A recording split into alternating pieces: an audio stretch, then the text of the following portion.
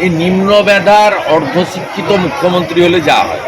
আমরা বাস্তবটা জানি, হাড়ির খবরটা রাখি। এই রাজ্য মমতা ব্যানার্জি এইরকম চলতে থাকলে 1 বছর পরে নয় বেতন বন্ধ হবে, নয় লক্ষ্মীর ভান্ডার বন্ধ করতে হবে, নয় হাত তুললে বলতে হবে যে আমি देवलिया, আমাকে বাঁচাও। और ममता बनर्जी ने बार बार बताया 1.5 करोड़ नौकरी उन्होंने दे दिया। कहाँ दिया, कौन किसको मिला पता नहीं। इसलिए ममता बनर्जी 3-4 लाख हॉकर को एक ग्रुप डी का नौकरी दे दीजिए ना, सॉल्यूशन हो जाएगा।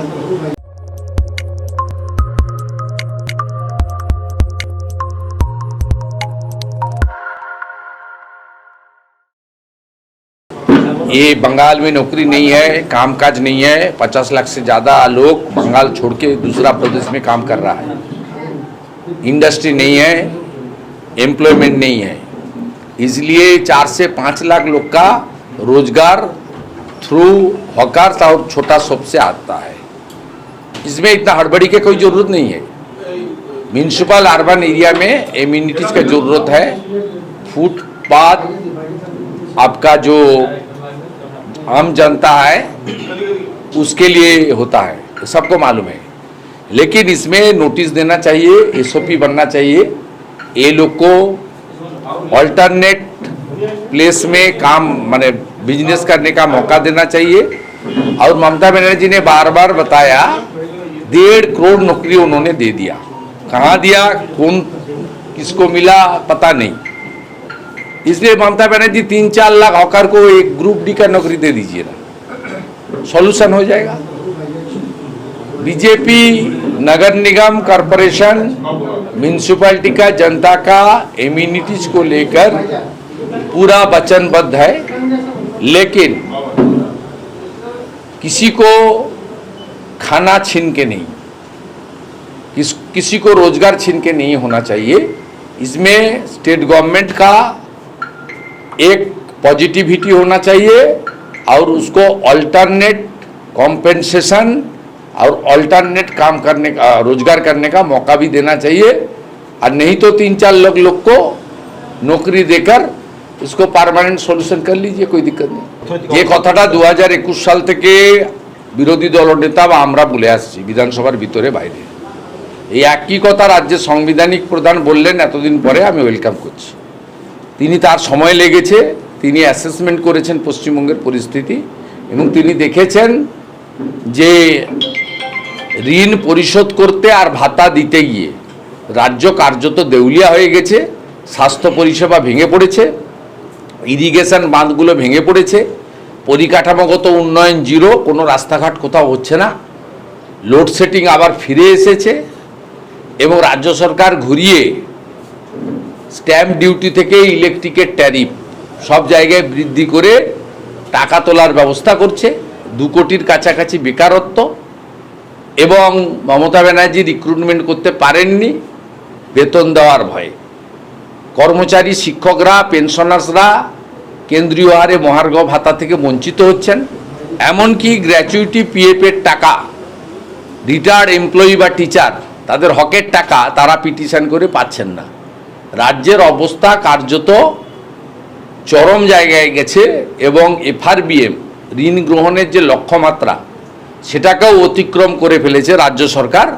সেই কারণে মহামান্য রাজ্যপাল, তার অনেক সময় লাগলো এগুলো বলতে, কিন্তু আমার মনে হয়েছে তিনি পুরোটা অ্যাসেস করে জেনে শুনে বলেছেন। আমি যেহেতু রাজ্যের একটা সময় মন্ত্রিসভায় ছিলাম, অনেকদিন এই রাজ্য থেকে কখনো এমপি কখনো এমএলএ জনপ্রতিনিধি, আমরা বাস্তবটা জানি, হাড়ির খবরটা রাখি। এই রাজ্য মমতা ব্যানার্জি এইরকম চলতে থাকলে 1 বছর পরে নয় বেতন বন্ধ হবে, নয় লক্ষ্মীর ভান্ডার বন্ধ করতে হবে, নয় হাত তুললে বলতে হবে যে আমি দেউলিয়া, আমাকে বাঁচাও। আর পাশের রাজ্য উড়িষ্যায় বিজেপি এসে সুভদ্রা যোজনা চালু করে মাসে 4200 টাকা করে মহিলাদের দিয়ে দিল। রাজস্থানে 450 টাকার গ্যাস দিচ্ছে বিজেপি সরকার। 3100 টাকায় ধান কিনছে ছত্তিশগড়ের বিজেপি সরকার। আমরা করতে জানি, শিল্প না আনলে রাজ্যের আয় কখনো বাড়বে না এবং রাজ্য কখনো বেকার মুক্ত হবে না, রাজস্ব রোজগার বাড়বে না। শিল্প এলেই ট্যাক্স এবং অন্যান্য কর বৃদ্ধি মানে আসবে এবং রাজ্যের ইকোনমিক্যাল ফ্লোটা অনেক বেশি বাড়বে। আর কেন্দ্রীয়র সঙ্গে এত ঝগড়া করার দরকার কি?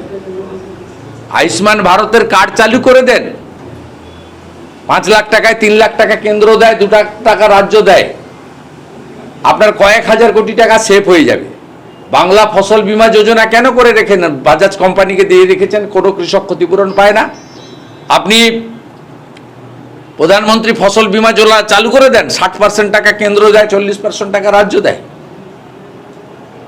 আপনি বেটি পড়াও বেটি বাঁচাও যোজনাতে চলে যান, আপনার কন্যাশ্রী টাকা ওখান থেকে চলে আসবে।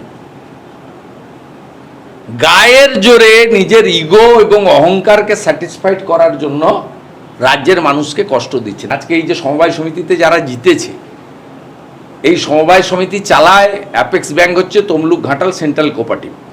আমি কোঅপারেটিভ মুভমেন্টের লোক। ভারত সরকার প্রত্যেক বছরই আমাদের সাবসিডি, ফার্ম সেক্টরের লোনের একটা ইন্টারেস্ট সাবসিডি দেয়, ভারত সরকার পাঠিয়ে দিয়েছে।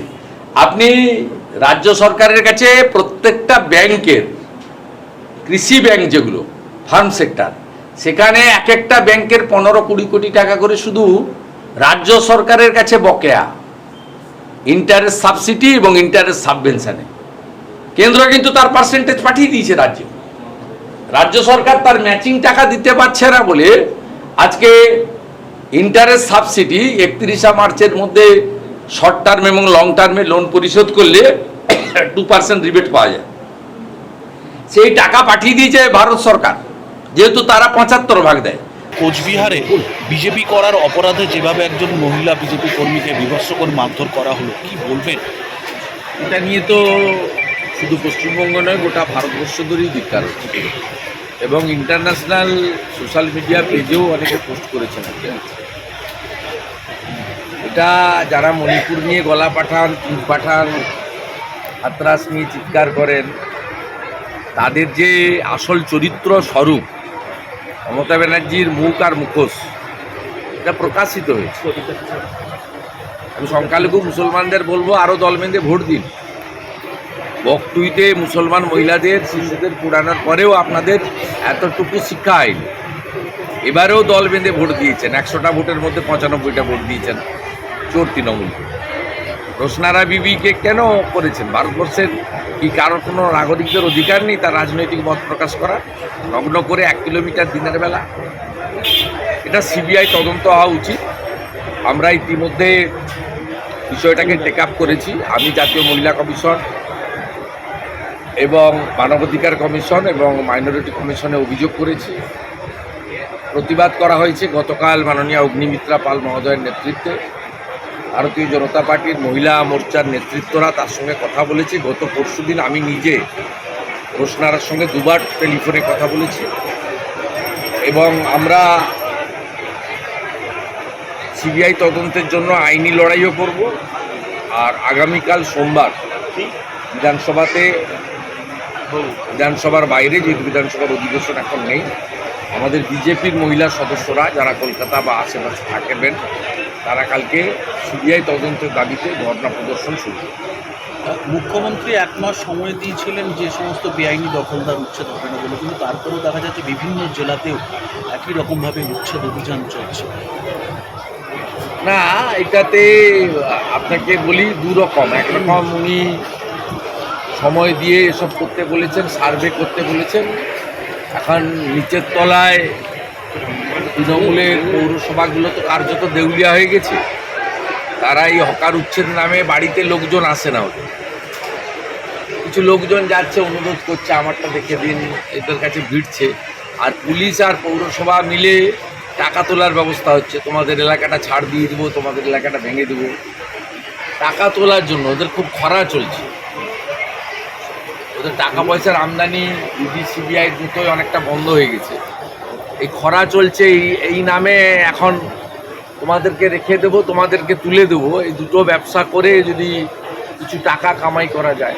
আচ্ছা, মুখ্যমন্ত্রী কয়েকদিন আগে নবান্ন সভাঘরে সেখানে মিটিং করে বললেন যে ডিএসডিএ এবং এইচডিএ এদের কোনো কাজ নেই, এদের রাখারই প্রয়োজনীয়তা নেই। এবং তিনি বললেন যে হলদিয়াতে তো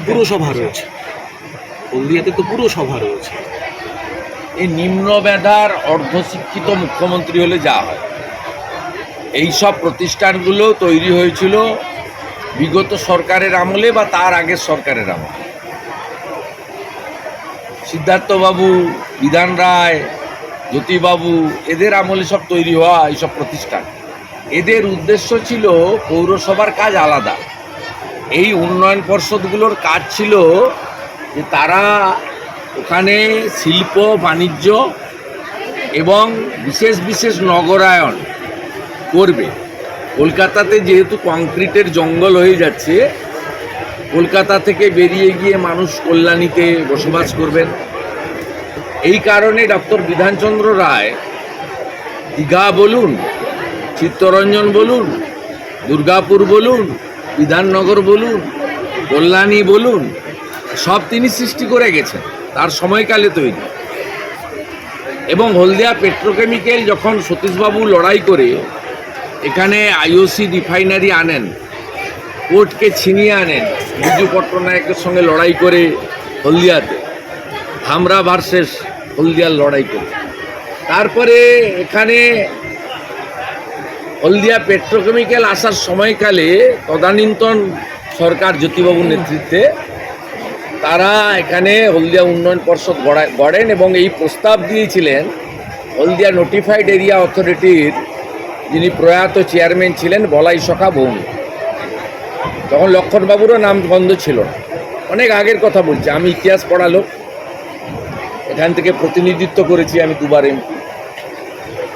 এর উদ্দেশ্য ছিল শিল্প বাণিজ্যের প্রসার, হলদিয়া বন্দরকে আন্তর্জাতিক মানের পোর্টে পরিণত করা, হলদিয়া বন্দরের সঙ্গে রেল সড়ক পথের যোগাযোগ গোটা দেশ এবং বিদেশে স্থাপন করা।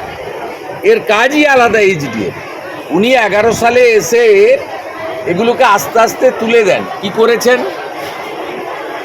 জমি পুরো নিজের হাতে নিয়ে নেন ক্যাবিনেট, জমি অধিগ্রহণ নীতি পাল্টে দেন। অধিগ্রহণের তো কোনো দরকার নেই, অনেক লোককেই প্রপার কম্পেনসেশন দিলে এবং একটা কর্মসংস্থানের গ্যারেন্টি দিলে পরিবারের, এমনিতেই জমি দিয়ে দিল।